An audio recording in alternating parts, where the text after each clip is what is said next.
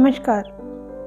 किसी ने सच ही कहा है, यत भावो तत भवति, you become what you believe. आप जैसा सोचते हैं आप वैसे ही हो जाते हैं। ये कहानी है दो दोस्तों की, रोहन और सोहन की। ये दोनों दोस्त अड़ोस पड़ोस में रहा करते थे। इन दोनों दोस्तों के घर एक गुरुजी आया करते थे। एक बार उन गुरुजी ने इन दोनों दोस्तों को दो पौधे दिए और कहा, इन दोनों पौधों को जाकर अपने बेडरूम की खिड़की के बाहर रख दो और उस पौधे पर रेगुलर तुम्हें पानी देना है जो तुम्हें पसंद आता है, और उस पौधे पर नहीं देना है जो तुम्हें पसंद नहीं आता है। रोहन और सोहन ने गुरुजी के कहे मुताबिक वो दोनों पौधे लिए और अपनी बेडरूम की खिड़की के बाहर रख भी दिए। सोहन ने एक पौधा पसंद किया और उस पौधे पर पानी देने लगा रोज सुबह। मगर वहीं रोहन ने ध्यान नहीं दिया किसी भी पौधे पर और बस यूं ही किसी एक पौधे पर पानी देना शुरू कर दिया। कुछ समय के बाद एक दिन जब रोहन अपने घर पर सो रहा था, अपने रूम में सो रहा था, उसके हाथ पर कुछ चुभा। उसने उठकर लाइट ऑन की और देखा कि नागफनी का पौधा भर चुका था और नागफनी का पौधा उसकी खिड़की से निकलकर उसके रूम तक आ चुका था और उसका कांटा ही रोहन के चुभा था। रोहन ने वो कांटा हटाया, दवा लगाई और रोहन सो गया। और सुबह उठते ही वो सोहन के घर गया ये बात बताने के लिए।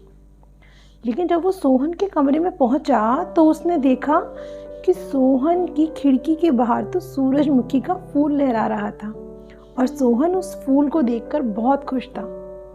रोहन को ये बात बहुत बुरी लगी कि गुरुजी ने उसको ये बताया ही नहीं कि एक पौधा सूरजमुखी का है। अगर वो उसे भी बता देते कि उन दोनों पौधों में से एक पौधा सूरजमुखी का है तो आज उसके घर के बाहर भी फूल लहरा रहे होते। बस रोहन ने ये बात जब गुरुजी आए तो कहा गुरुजी से। तो गुरुजी ने कहा, ठीक है, इस बात का मैं उत्तर दूंगा, लेकिन तुम जाके सोहन को बुला कर लाओ। रोहन जाके सोहन को बुला कर लाया। गुरुजी ने तुरंत सोहन से पूछा कि सोहन, तुम्हें भी तो मैंने एक नागफनी का पौधा दिया था, तुम्हारा नागफनी का पौधा क्यों नहीं बढ़ा? तो सोहन ने कहा, गुरुजी आप ही ने तो कहा था कि जो पसंद आए उस पौधे में पानी देना है। तो जब मैंने उन दोनों पौधों को ध्यान से देखा तो मुझे उस पौधे में, नागफनी के पौधे में शुरू से ही छोटे छोटे कांटे नजर आ रहे थे, इसीलिए मैंने उसमें पानी नहीं दिया। तो रोहन ने कहा कि नहीं, मैंने तो पौधों पर ध्यान ही नहीं दिया था, बिना ध्यान दिए पानी दिए जा रहा था। तो गुरुजी ने कहा कि ये पौधे देना तुम्हें एक सीख सिखाना था। जिस तरह बिना ध्यान दिए किसी पौधे पर पानी देने से कैसा भी पौधा उग सकता है और हमें कष्ट दे सकता है, उसी तरह अगर हम अपने जीवन पर बिना ध्यान दिए जिए जाएंगे तो हो सकता है हमारा जीवन गलत रास्ते पर चला जाए और हमें उस नागफनी के कांटे की तरह कष्ट भोगना पड़े।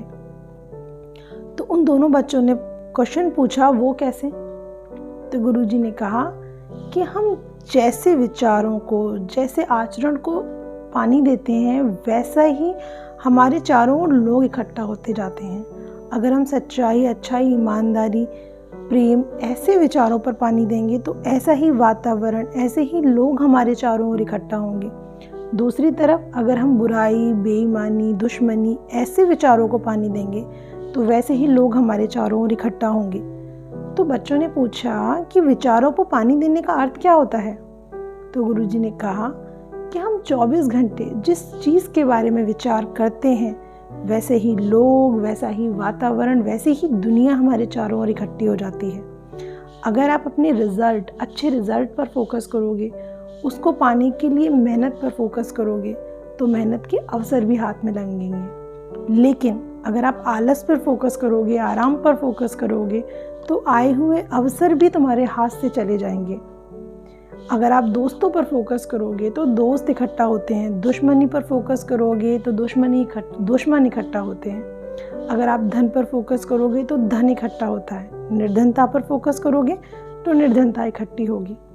यथा दृष्टि तथा सृष्टि, जैसी हमारी दृष्टि होती है वैसी ही हमारी सृष्टि होती है, क्योंकि जैसी हमारी दृष्टि होगी वैसा ही हमारा व्यक्तित्व बनेगा और जिस तरह का हमारा व्यक्तित्व होता है हमारे आसपास का सर्कल भी वैसा ही होता है।